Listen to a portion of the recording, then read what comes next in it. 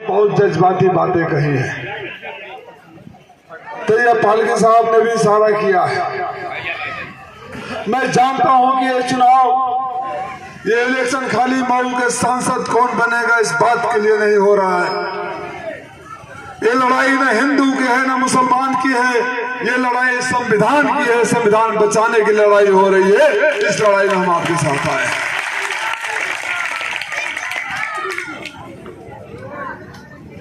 मैं आपसे आज भाषण नहीं करूंगा। जो सवाल आपने उठाए हैं भाई कुद्दूस अंसारी जी, अल्ताफ अंसारी साहब, तैयब पालके साहब और हाजी इरफान साहब, मैं बात आगे बढ़ाने से पहले फिर अपना वही वादा आपके बीच दोहराता हूं। अगर आपके आशीर्वाद से,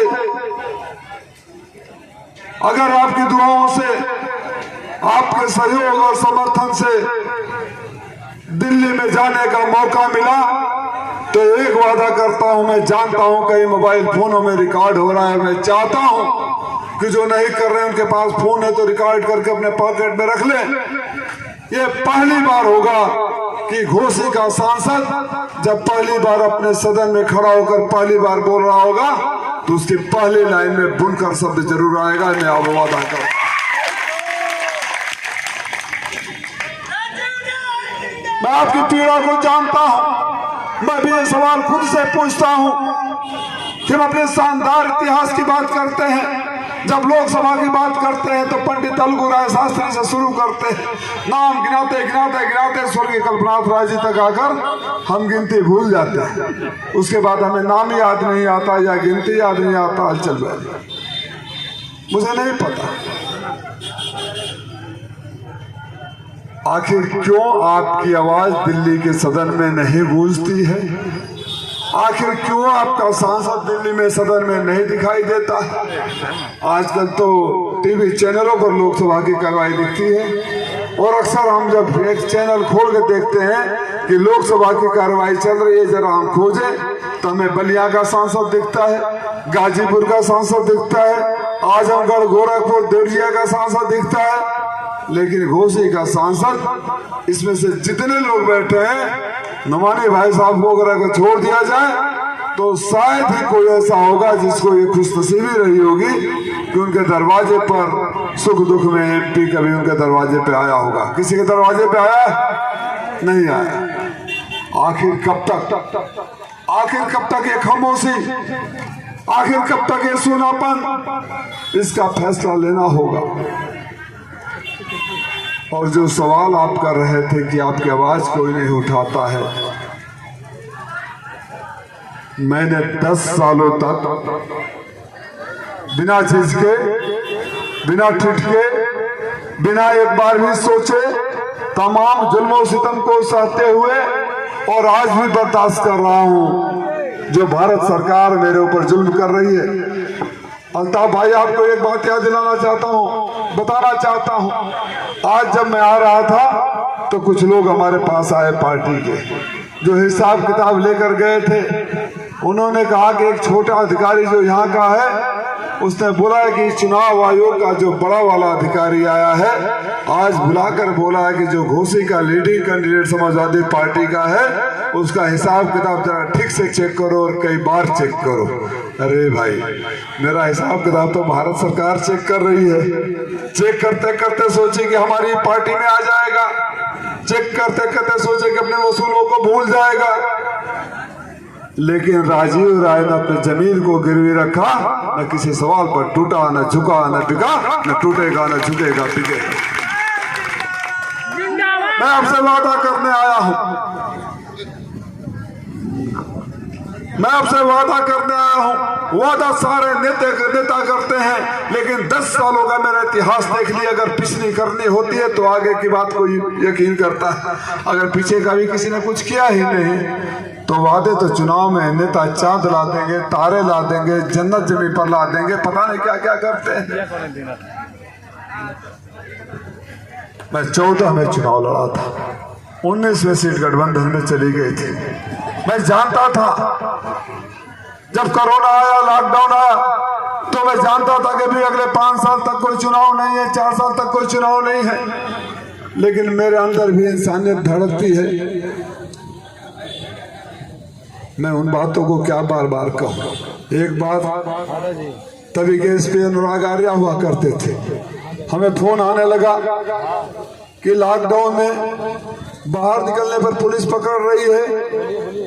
हम लोग दिहाड़ी मजदूर है, कोई रिक्शा चलाता है, कोई दिहाड़ी काम करता है, बाहर नहीं निकलने दे रहे हैं साहब, हम रहेंगे कैसे। मैंने एसपी साहब को फोन किया, उन्होंने कहा राजीव भाई आप पढ़े लिखे हैं, आप मेरी मजबूरी समझते हैं, ऊपर का आदेश है, मैं बाहर निकलने नहीं दे सकता। मैंने बोला आप बाहर नहीं निकलने दे सकते हो और मैं अपने इलाके के मजदूरों को भूखे मरने नहीं दे सकता, फैसला आप कर लो, आप झुकोगे आप। तब उस दौर में जो पुलिस की गाड़ियों में अनाज और सामान जा रहे थे वो सरकार के नहीं, आपके भाई और बेटे के थे। कितने गिनाऊं, बार बार गिनाना अच्छा नहीं लगता, इस केवल यकीन दिलाने के लिए बोला। आप जो नाली के सवाल अखलाक साहब ने उठाया, जो रास्ते के सवाल उठाया, छोटी छोटी बातें कही, ये मसले तो बहुत छोटे हैं, ये मसले तो यहीं से हल हो सकते हैं, ये कोई बड़ी बात नहीं है। मेरा सपना बहुत बड़ा है, मेरा जुनून बहुत बड़ा है, मेरा हौसला भी बड़ा है। मैं आपके सिर्फ नाली नापदान की बात नहीं देखता, वो तो करूंगा ही, ये नहीं कह रहा हूं को नहीं करूंगा। मैं सोचता हूं कि किसान का बेटा, मजदूर का बेटा, बुनकर का बेटा IAS IPS क्यों नहीं बन सकता।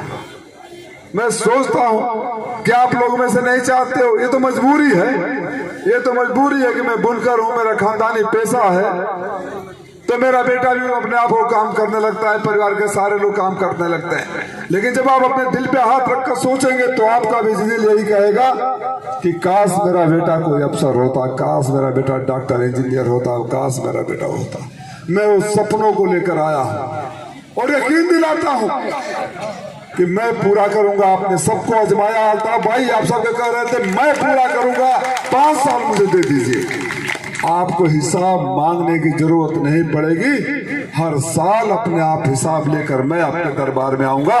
देखो मेरे मालिक को 5 सालों में देख लिया, मैंने आधी दुनिया से अधिक देखा, मैंने गरीब से गरीब मुल्क गया हूँ और अमीर से अमीर मुल्क गया हूँ। मुझे पता है गरीबी से आगे कैसे निकलते हैं, मैंने खुद अपनी जिंदगी में गरीबी देखी है, इसलिए मेरा दिल भी गरीबों के लिए धड़कता है। मैं अपने दिन को कभी भूलना नहीं चाहता हूं। मैंने प्लान बनाया है, मैं उल जुलूल की बातें जो यहाँ का प्रत्याशी बोल रहा है रोज, भाई आप उनको भाव दे नहीं रहे, उसके बेचारे की क्या दोष है। जहां से जा रहे हो, मेरे को आज कोई साथी बता रहा था जो उनके साथ रहता है कि भैया फेसबुक पर 25, 30, 35, 40 प्रोग्राम छाप देते हैं, जब फोन करने लगते हैं तो लोग आने से मना कर देते हैं, तो 4 ही 5 पोस्ट होता है, कोई ले नहीं जा रहा है। एक दिन आपने देखा वो मंत्री जी को, मनोरंजन मंत्री जी को एक वीडियो आया था, सड़क पर घूम घूम के पंपलेट बांट रहे थे, कोई लेने वाला नहीं था, नहीं था कोई लेने वाला। तो उनके उल जलूल बातों में गए बगैर मेरे जहन में जो बात है मैं आपके बीच शेयर करना चाहता हूँ, और चाहता हूँ कि आप इसको रिकॉर्ड करके रखें कि अगर मेरी कहीं गलती हो जाए तो गिरबान पकड़ कर पूछे कि राजीव राय तुमने भी वही किया जो अब तक लोग कहते आ रहे हैं। लेकिन वो मौका आपको मिलेगा नहीं कभी, ये मेरा वादा है, कभी वो मौका मिलेगा नहीं। गरीबी कोई गुनाह नहीं है, गरीबी कोई पाप नहीं है, गरीब रहना कोई मजबूरी भी नहीं है, बशर्ते कि आपके पास जज्बा हो, जुनून हो, मेहनत करने का हौसला हो और न डगमगाने के लिए, न झुकने के लिए जहन में सोच हो। जो बच्चे आपके मेरिटोरियस है, मेधावी है, ये कोई वो नहीं है कि जो बड़े घरों के बेटे होंगे। IAS अपने बेटे को IAS बनाना चाहता है, और आजकल के अधिकांश सांसद, मंत्री, विधायक अपने बेटे को राजनीति में लाना चाहते हैं। आप नहीं चाहते हो कि आपका बेटा बुनकर बने, क्योंकि बुनकरों की जो दशा है वो मुझे पता है। फ्लैट रेट की बात होती है, उसके आगे जीएसटी भी लगता है, फिर फिर बिजली विभाग वालों के छापे भी होते हैं, फिर वसूली भी होती है। मुझे पता है कि जरी का काम भी यहाँ बंद हो चुका है। मुझे पता है कि हमारे नौजवान पलायन कर रहे हैं। हम तो पड़ोसी को, रिश्तेदारों को कहकर खुश हो लेते हैं कि मेरा बेटा सऊदी में रहता है, दुबई में रहता है। आपका बेटा सऊदी और दुबई में कैसा रहता है मैंने अपनी आंखों से देखा है, कौन सी जिंदगी जीता है। नहीं चाहिए ऐसी जिंदगी मऊ के नौजवानों को। मऊ के नौजवानों को जिंदगी राजीव राय दिखाएगा। खुद चलकर आगे गया हूं, मुझे किसी ने बताया नहीं था। मैं बाहर से वो सारे प्रोफेसर और कोचिंग इंस्टीट्यूट लाऊंगा जहां से बच्चे तालीम हासिल करके पढ़ के IAS PCS बनते हैं, SP और DM बनते हैं। 2, 4, 5, 10 भी पहली साल में आ जाए, दूसरे साल में आ जाए तो न जाने कितने बच्चों के लिए हौसला का काम करेंगे, प्रेरणा का काम करेंगे। आपके बच्चे भी बनेंगे, आपके बच्चे भी बनेंगे। मैं एकेडमिशियन पहले हूँ, शिक्षा भी पहले हूँ, शिक्षक पहले हूँ, नेता बाद में हूँ। मेरी आत्मा आज भी स्कूल और कॉलेजों में रहती है। मैं बाहर जाता हूँ तो हॉस्पिटल देखने जाता हूँ, एजुकेशन इंस्टीट्यूशन देखने जाता हूँ, छोटे छोटे इंडस्ट्री देखने जाता हूँ। लेकिन ये सच है कि सारे सबके बच्चे DM RSP तो नहीं बन सकते। बाकी बच्चे 4 कैटेगरी में मैंने बांटा है। मेरा प्लान ऑफ एक्शन तैयार है। 4 कैटेगरी में मैंने बांटा है। दूसरा कैटेगरी जो IAS PCS नहीं बन सकते, कोई बात नहीं, 5 उंगलियां बराबर नहीं होती। मेरे विद्यालयों में, मेरे कॉलेजों में हमेशा रेगुलर असेसमेंट होता रहता है। बच्चों की हमेशा वो होता रहता है कौन बच्चा किस लायक है। अगर बच्चे की क्वालिटी पता चल जाए, बच्चे का इंटरेस्ट पता चल जाए, बच्चा क्या चाहता है ये पता चल जाए, और हम अगर उसी फील्ड में उसको ट्रेनिंग दे तो बच्चा बहुत आगे जाएगा। और जब जबरदस्ती जो कहते हैं कि हमारे लड़का तो डॉक्टर बनी, हमारे लड़का तो इंजीनियर बनी, 4-5 साल पढ़ा के लड़का के डॉक्टर बने के बने, लेके तो जबरदस्ती बनी बा ना बनी। मैंने तो अपने बच्चों को कहा कि मैं नहीं कहूंगा, मेरा कोई बच्चा राजनीति में नहीं आना चाहता, मैं नहीं कहूंगा तुम क्या करो, मैंने एम्पायर बनाया है, मैं ये भी नहीं कहूंगा उसको देखो। लेकिन एक शर्त जरूर है, जिंदगी में कोई आकर ये नहीं कहना चाहिए तुम्हारे बेटे ने ये नाजायज काम कर दिया है, इसका लूट लिया है, इसका झूठ बोला, इसको धोखा दिया है। और जो भी काम करो उसमें अव्वल रहना, उस पर समझौता नहीं है, क्योंकि मैं कह नहीं रहा हूं कि तुम क्या बनो। ऐसे ही मैं आपके बच्चों को असेसमेंट कराऊंगा।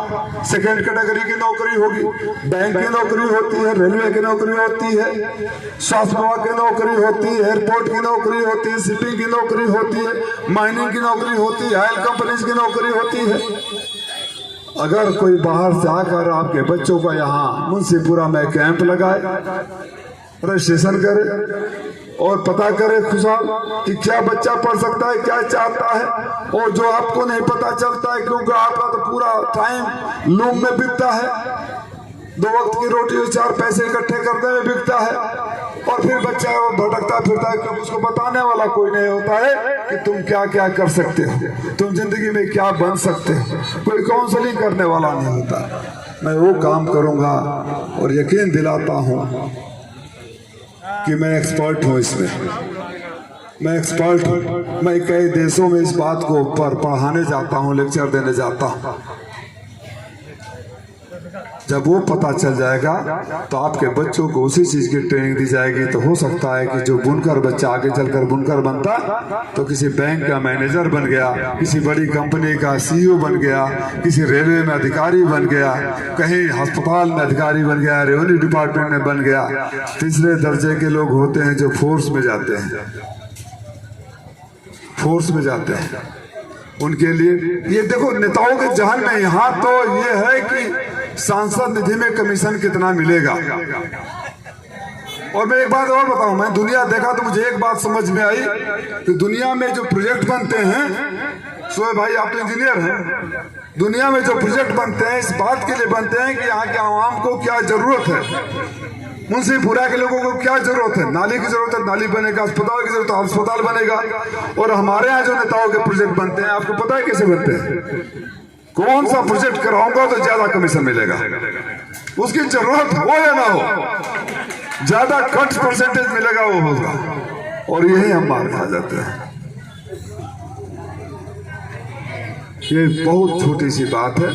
अगर किसी आर्मी के 10, 15, 20, 25 रिटायर्ड ऑफिसर्स को हायर कर लिया जाए, रिटन टेस्ट के लिए लेक्चरर्स को हायर कर लिया जाए, सोए भाई पार्ट टाइम हायर कर लिया जाए, हमारे इस नौजवान साथी को 4 से 6 फिजिकल ट्रेनिंग दे और सुबह रोज उसको रिटन का एग्जाम दिलाए, रिटन का टेस्ट करवाए, रिटन का पढ़ाए, तो जब आर्मी की भर्ती होगी, जो उसको हम लोग रेगुलर करने वाले हैं, 4 साल वाले नहीं, पूरी टर्म वाली आर्मी की नौकरी, पुलिस की भर्ती होगी, तो अगर बलिया का 10 लड़का जाएगा तो यकीन मानो मेरे मऊ का 100 लड़का उसमें भर्ती होगा, क्योंकि मैं ट्रेन देने जाता। आखिरी आता है जो कहीं कोई भर्ती नहीं हो सकता।